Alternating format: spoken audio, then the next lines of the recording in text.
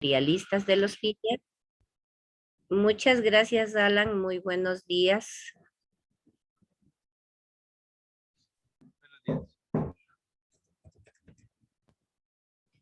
Muy bien, las teorías éticas materialistas o de los fines, las teorías éticas formales o del deber y las teorías éticas de la época moderna y contemporánea. Muy bien, Anaí. ¿Alguien más que quiera acotar algo?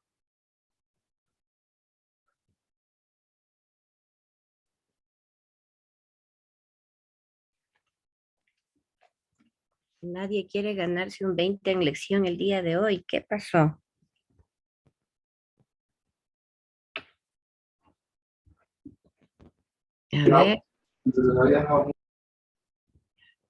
A ver, ¿quién quiere participar? Ahí no se hablaba del hedonismo, ¿verdad? Era en el... En las teorías de éticas materialistas o de los fines. Coméntame, Carlita, ¿qué te acuerdas del hedonismo?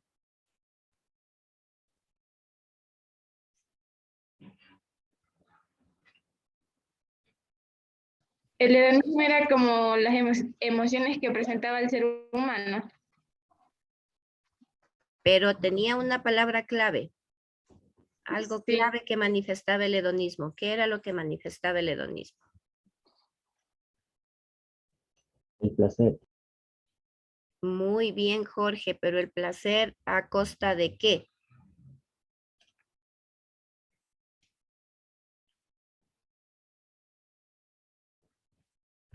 A ver, Estefanía. Para evitar el dolor de la infelicidad. Buenos días, Magíster. Muy buenos días. Trataba acerca del estado de ánimo. Ya, el estado de ánimo, pero ¿en qué sentido? En que, por ejemplo, si una persona se siente mal, trata de como que de eso evitar y hacer cosas, realizar cosas para que se sienta bien. Dice que el hedonismo trata de alcanzar el placer, pero evitando el dolor. ¿Sí? Entonces ahí hablamos de que los seres humanos buscamos el placer, pero lo único que hacemos es sentir dolor ni sufrir. Por ejemplo, si alguien, en un ejemplo práctico, si alguien tiene su novia, llámenle como lo quieran llamar, termina con ella, al principio disfrutaba, tenía placer y todo eso, pero si termina con ella, entonces ese placer no se va a convertir en placer, sino en dolor. Y eso es lo que los hedonistas dicen que evitan, buscar el placer, pero sin sentir dolor. Abarcando la palabra dolor, todo lo que se refiere a sufrimiento, pena, frustración y todos sus sinónimos de dolor. ¿Sí? Muy bien, chicas, muchísimas gracias, Estefanía, Estrella. Teníamos pendiente el terminar la exposición con el grupo, ¿verdad? Alan, coméntame, ¿lograron organizarse en grupos? Sí, los grupos de la exposición del 5 ya está organizado para quienes tienen que hacer cada actividad. Lo mismo va a hacer con el 6. Ya les dije que anotaran qué actividades les faltan a cada grupo para que no se pudieran repetir. Muy bien, coméntame para ver cómo tengo yo y de acuerdo a eso estructurarlo adecuadamente. A ver, el grupo Ya, 5. déjeme, le busco dónde está anotado ya. Muy bien, muchas gracias, Alan. A ver, el grupo 1 va a ser el collage. Ya, El grupo 2, la red conceptual. ya, El grupo 3, el resumen. ya, Grupo 4, el cuestionario. ya, El grupo 5 es el que expone. correcto, El grupo 6 hace el sketch. ya, Y el 7, la mejora de diapositivas. muy bien. En el tema grande número 6, el grupo 1, ¿qué actividad desarrolla? Ese ya le voy a todavía poner para... Es que estaba viendo las actividades del grupo 5. Todavía no organizamos las de 6 y 7. Ya, Por ejemplo, no sé si quedará de esta manera. Yo tenía en el grupo 1 mejorar diapositivas, en el grupo 2 el mapa o red, en el grupo 3 el resumen, en el 4 el cuestionario, el grupo 5 el sketch, el grupo 6 expone y el grupo 7 el collage. ¿Será que se repite ahí con algún grupo? ¿Me podrían confirmar? Sí, magíster, el grupo 4, el cuestionario se repite. Y el 3 también el resumen. Ya, muy bien. Entonces, ya, Alan, ¿qué te parece si luego de clases nos tomamos unos 5 minutitos y terminamos de estructurar bien estos dos últimos grupos para que no se repita ninguno? Ya, estoy bien, magíster. Pero tenemos clases después de... Hoy, entonces, ¿me avisas o me mandas un WhatsApp para poder ver el ratito que nos podamos reunir? Tengo clases hasta las 12 el día de hoy. Ya, dígale, man, igual voy a ver qué actividades le faltan a todos los grupos para que no se repita. Sí, lo importante, como les decía, es de que todos los grupos hagan las distintas actividades, es decir, cada grupo tendría que hacer 6 actividades más la exposición y ver cuál grupo no ha completado esa actividad. Nada más. A ver. Vamos entonces con lo planeado para el día de hoy. Falta que termine de exponer el grupo. ¿Sí? Sí, magíster. Muy bien. Grupo número 4, por favor. Continuamos.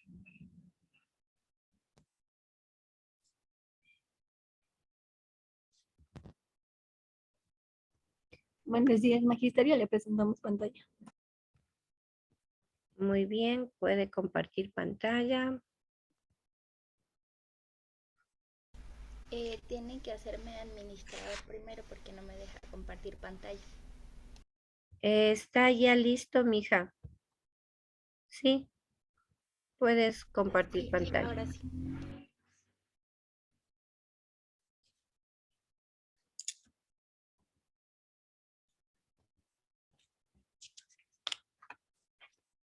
Ya. Y sí, magíster, bueno, como grupo hemos decidido como que tratar de explicar de nuevo ciertas cosas para que al final los compañeros puedan realizar lo que es la pequeña actividad que tenemos.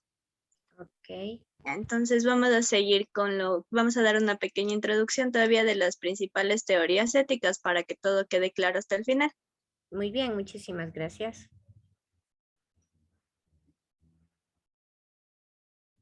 Ya, buenos días, magíster, buenos días, compañeros. Yo les voy a dar una pequeña introducción al tema. Una teoría ética es una teoría filosófica que intenta fundamentar la moral, es decir, justifica su validez y legitimidad. Como toda moral consta de una serie de preceptos y una serie de valores. Por lo tanto, una teoría ética justifica estos valores y estos preceptos. A continuación hablaremos de todas las teorías que se desglosan. Buenos días, magíster. Buenos días, compañeros. Yo les voy a hablar ahora sobre la ética materialista de los fines. Se relaciona con el bien supremo. Hace referencia al bien,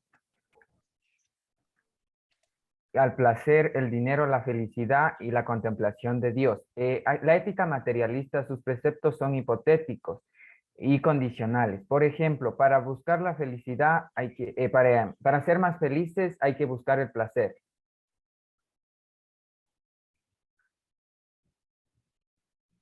Bueno, de manera breve, el intelectualismo moral o socrático, bueno, se basa en que el bien es conocimiento y el mal ignorancia, entonces aquel que pues actúa mal lo hace de manera involuntaria. Sócrates también plantea que debemos conocer la verdad mediante el diálogo, y ese diálogo va a tener dos fases, que se llama la ironía y la mayéutica. En sí, todo este conjunto de pasos a seguir se llama el método mayéutico, que a través de preguntas y respuestas, pues Sócrates nos hará descubrir qué es la verdad por nuestros propios medios. Buenos días, magíster. Disculpe que no le prenda la cámara, tengo un poco de fallas en el internet. No te preocupes, adelante. Muchas gracias. El eudemonismo. El eudemonismo proviene del término griego eudemonía, que significa felicidad. El eudemonismo es una postura ética, filosófica, que fundamenta las acciones morales del ser humano en la felicidad.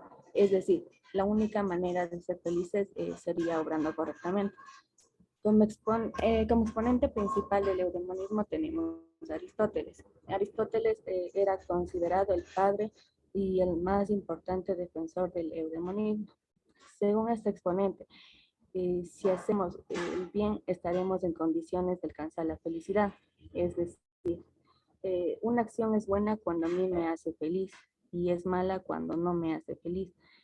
Para lograr el bien y alcanzar la felicidad, las acciones de los seres humanos deben estar guiadas por sus virtudes, utilizando su raciocinio y procediendo siempre con voluntad para accionar de manera correcta y con nobleza. Se intenta manifestar que todas las actividades realizadas por los seres humanos, ya sea en el arte, la ciencia, la política, esto debe generar un bien para nosotros mismos y para nuestra sociedad. Por ejemplo, todo el personal de la salud, de la educación, perdón, con una verdadera vocación, se dedica a su vida a educar, ya sea a niños y a jóvenes, para de esa manera formar jóvenes de bien, para formar jóvenes profesionales, para que estos jóvenes puedan de igual manera aportar en la sociedad con nobleza y voluntad, generando el bienestar a todos, y eso nos hace felices a lo que ayudamos.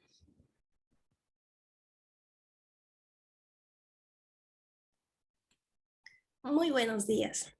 Bueno, les hablaré resumiendo, como antes decíamos, sobre el hedonismo. El hedonismo al principio hedónico que ha sido comprobado empíricamente a través de estudios de laboratorio, utilizando la técnica de estados anímicos, como por ejemplo, escribir sobre la vida negativa o positiva o lo que nos hace bien o no. Se cree que el comportamiento humano está guiado por el principio hedónico, porque cuando se siente mal, la mayoría de gente trata de disminuir sus emociones negativas, eligiendo participar en cosas que nos hagan sentir bien. También ocurre en las actividades con mayor exigencia y limitaciones en la vida cotidiana, como por ejemplo en el trabajo o en los estudios. En la cara de estas limitaciones, la hipótesis del oportunismo hedónico sí, sugiere que tratemos de maximizar nuestro estado de ánimo cada vez que se presente la oportunidad.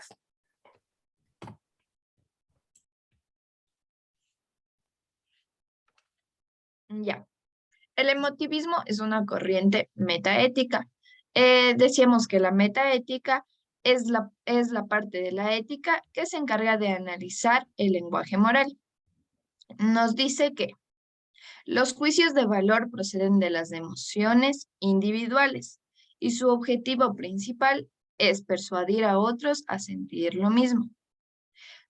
Esta ética resalta mucho las emociones y el ser espontáneos, para de esta manera poder conocer la verdad moral.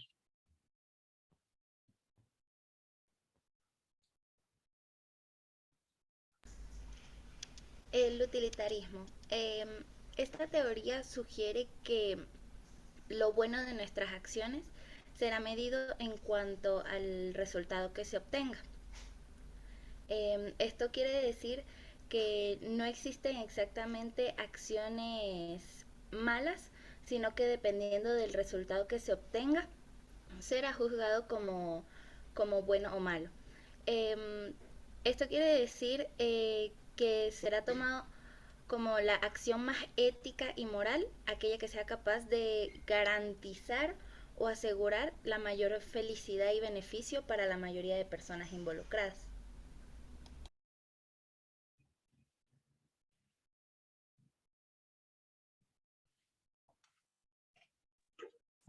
Ahora bien, la ética formal o del deber es otra de las grandes ramas que se divide, en las que se dividen las principales teorías éticas. La ética formal o del deber es también considerada una ética kantiana, que promueve la dignidad del hombre y su libertad sobre todas las cosas. También se expone que todo lo que es objetivamente bueno es una buena voluntad. Sin embargo, cualidades como lo son la inteligencia, la riqueza y el valor son cosas que nosotros tomamos como valiosas, sin embargo no lo son, ya que son estas mismas las que vuelven al hombre con una voluntad torcida. Un ejemplo de estas son las mentiras que solemos decir a diario, o que se suelen decir en la rutina diaria, donde se expone que aunque nosotros digamos estas mentiras de una forma inteligente para disminuir problemas, esto para Kant no es éticamente correcto, ya que es una voluntad torcida y mentir no es objetivamente bueno.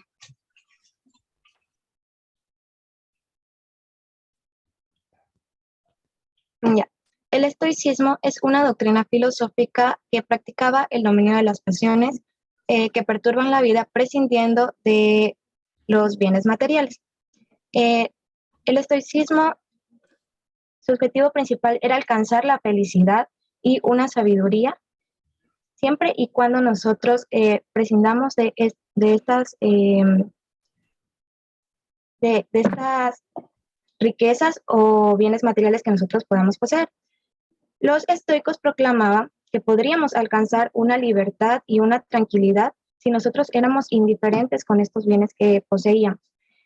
Sus principales representantes eran Marco Aurelio, Epicteto y Séneca. Un ejemplo práctico que podemos poner como vida cotidiana sería un joven recién egresado del bachillerato. Este joven es de bajos recursos y por su capacidad intelectual él quiere seguir con sus estudios universitarios, por lo que sus amigos y las personas que lo rodean le dicen que no debería hacerlo, que mejor trabaje, ya que no hay la posibilidad económica de hacerlo. Con lo poco que tiene, él acude a un cyber cerca de su casa para investigar sobre posibles becas internacionales que cubran estos gastos tanto de mantención como de sus estudios.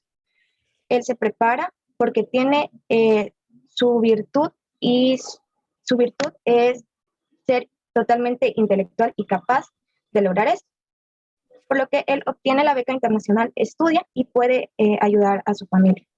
Por lo tanto, esto nos quiere decir que el estoicismo se basa netamente en utilizar nuestros valores y nuestras virtudes, siempre y cuando seamos indiferentes con los bienes. Por ejemplo, este chico no utilizó ningún bien material para lograr alcanzar su felicidad y su tranquilidad.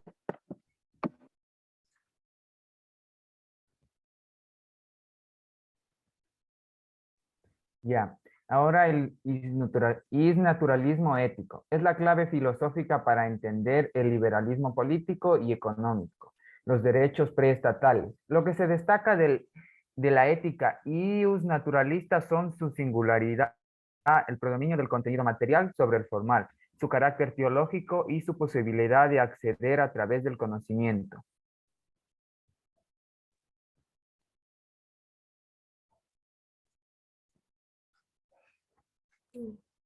El formalismo. El formalismo de la ética kantiana consiste en el cual se debe actuar de acuerdo a una norma que puede convertirse en ley universal. Según Kant, solo este tipo de ética puede ser universal y garantizar la autonomía, la moral propia de un ser libre y racional como es el ser humano. Además de fundamentar la ética en un fin bueno cuya posición nos haga felices.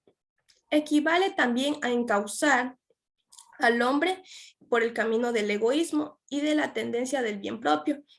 Bueno, en pocas palabras, lo que nos trata de decir es que si nosotros nos bajamos las normas a nuestra autonomía, eso también sería un egoísmo, según Kant.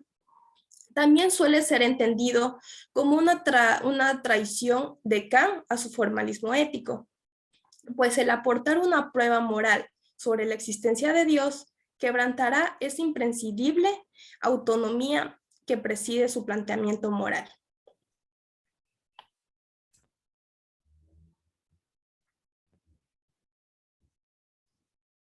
La ética marxista. Marx encamina su filosofía a una crítica al idealismo y al materialismo.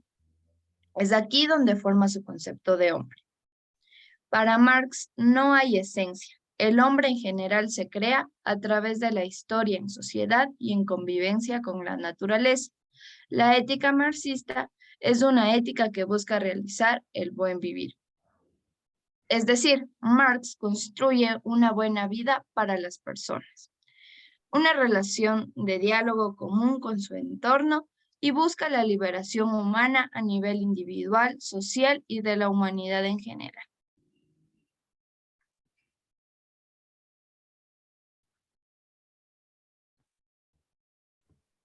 Existencialismo. Bueno, este movimiento tiene en particular que, bueno, nació durante la Segunda Guerra Mundial, siglo XX, ya que, bueno, aquí el hombre realmente estaba perdido en su mentalidad, se preguntaba qué está haciendo aquí. Bueno, en ese entonces obviamente todo el mundo tenía que regirse al régimen que estaba en ese entonces, ¿no?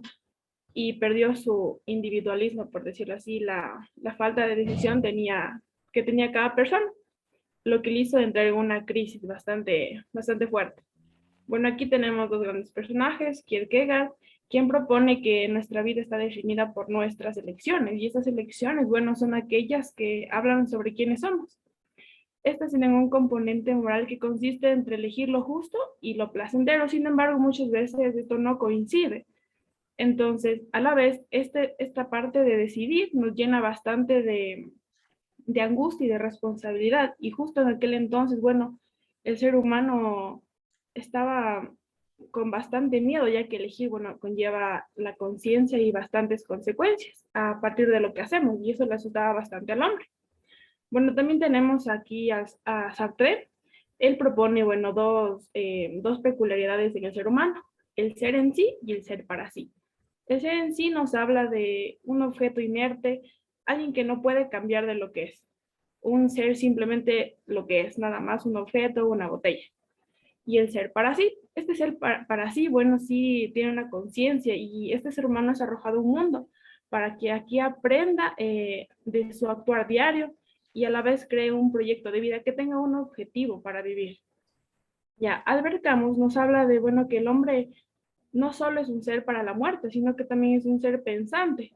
Aquí cuando habla de ser pensante es igual que a partir de este punto, de que uno analiza, bueno, soy una persona que está hecho para morir, sí, pero también para algo más. ¿Por qué estoy aquí? ¿Por qué quiero vivir? ¿Cuál es el objetivo de esta vida? Entonces aquí nace el punto para la libertad del hombre, para una libertad de pensamiento, en donde cada persona tiene su forma de ver las cosas, su forma de vivir la vida.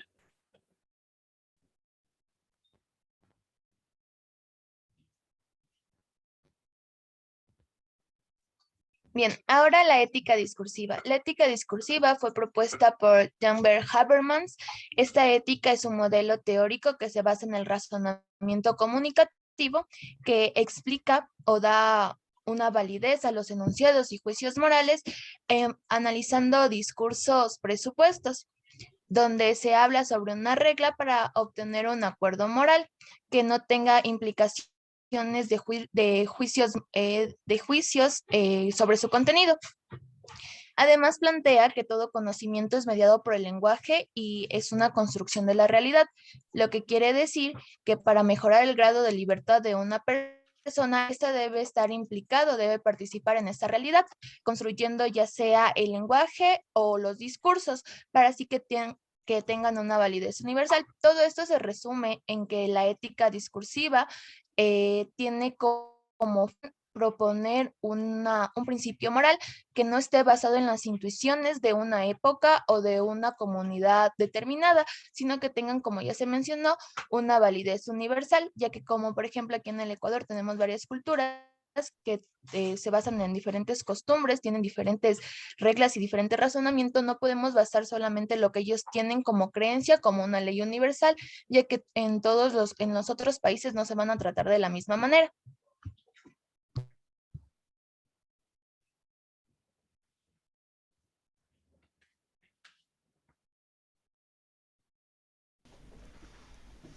Ética dialógica. Tenemos dos teorías más importantes del siglo XX, que sería la teoría de la justicia como imparcialidad de John Rawls y la teoría del discurso de Jürgen Habermas. Em, Esta ética es considerada como éticas de la era del lenguaje. Son una combinación entre la idea kantiana de respeto a la persona y la preocupación social de los utilitaristas. La teoría de la justicia como imparcialidad de John Rawls propone que aquellas personas partícipes del diálogo, para llegar a acuerdos, deben ser completamente imparciales, y para llegar a esta imparcialidad es necesario que imaginen que todos los aspectos de su vida no existen, a lo que él le llama usar un velo de la ignorancia. De este mismo modo, hay que imaginar que somos los primeros hombres que existen en el mundo, por así decirlo, que no existen, o sea, no pueden ser influenciados por rencores, por posiciones sociales, amistades o preferencias. Luego tenemos la teoría del discurso de Jürgen Habermas, que él dice sobre un montón de principios y reglas que hay que seguirse a la hora de llevar a cabo un diálogo. Estas normas, por ejemplo, sugieren con importancia que no se debe excluir a ninguna persona que tenga interés en participar, que todos aquellos participantes del diálogo tienen derecho de palabra por igual, y también que se debe asegurar que la decisión final o conclusión del diálogo se asuma por todos los involucrados sin problema. Es decir, que al final de la toma de decisiones todos acepten aquel resultado. Argumentando así que de este modo podemos conseguir sociedades democráticas y plurales moralmente sólidas. Si nos damos cuenta, en gran parte los valores e igualdad sugeridos por John Rawls alimentan este ideal de ética habermasiana.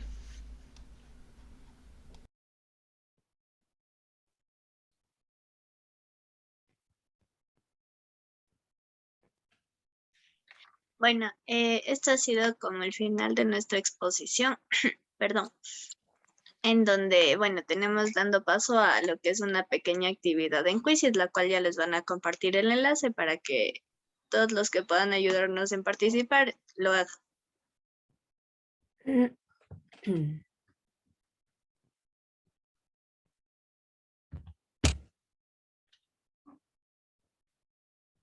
Y ahorita mismo les mando el link, por favor, para que ingresen. Gracias, Doménica.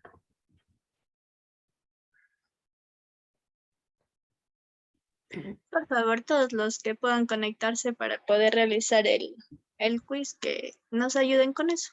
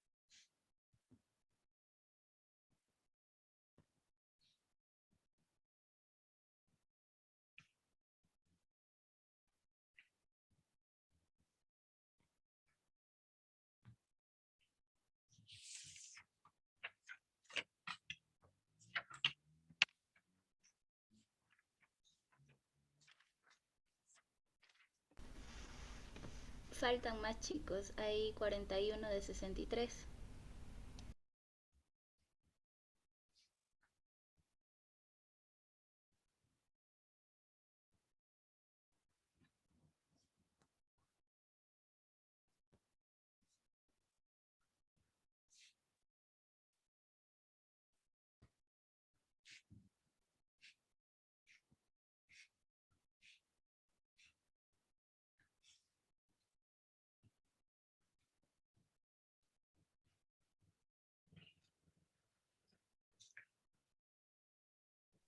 Bueno, creo que para no perder tanto tiempo, ya vamos a comenzar el juego con los 44 participantes que hay. Sí, bueno, entonces vamos a comenzar ahorita. Inicien, por favor, inicien.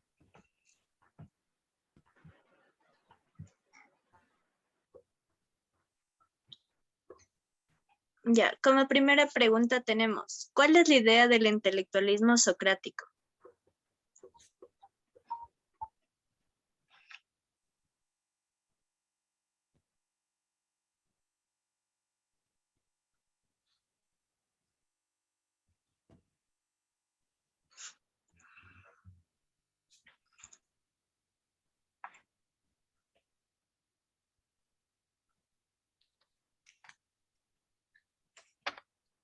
Se acaba el tiempo.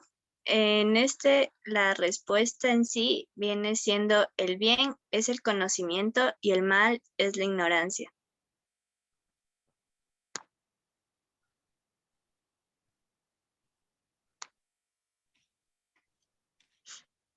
La segunda pregunta es, ¿qué busca el hedonismo? Tenemos como respuesta, busca la felicidad en el actuar correctamente, busca la equidad entre un individuo y su entorno, busca la paz mental sin hacer daño a nadie o busca el respeto entre una sociedad.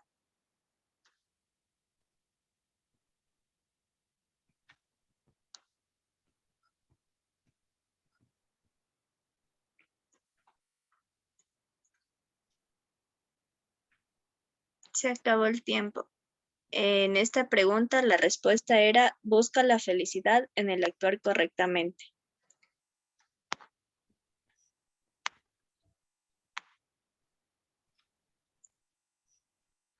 Como tercera pregunta tenemos, por medio del naturalismo ético se logra entender. Como respuestas tenemos la ética y la moral, el liberalismo político y económico, el bien y el mal o los valores y principios.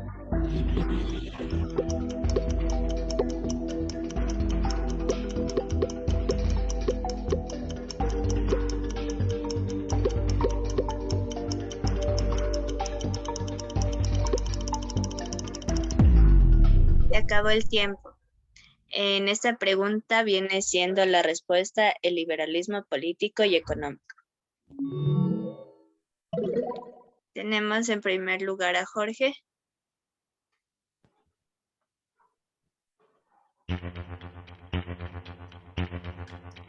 Como cuarta pregunta tenemos, ¿en qué se basa la ética marxista? Como respuesta tenemos la realización del buen vivir, la práctica de la ética en la sociedad, el análisis del bien y el mal o la esencia del hombre.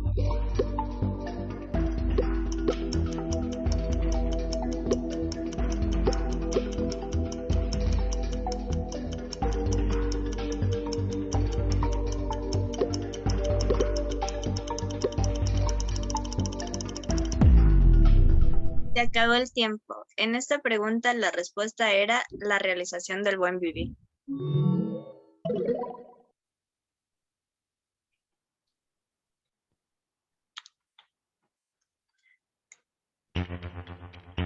Y como última pregunta tenemos, Jean-Paul Sartre distingue dos particularidades del ser que son. Como respuestas tenemos el vivir para uno mismo y el ser uno mismo, todos para uno y unos para todos, el ser natural y el ser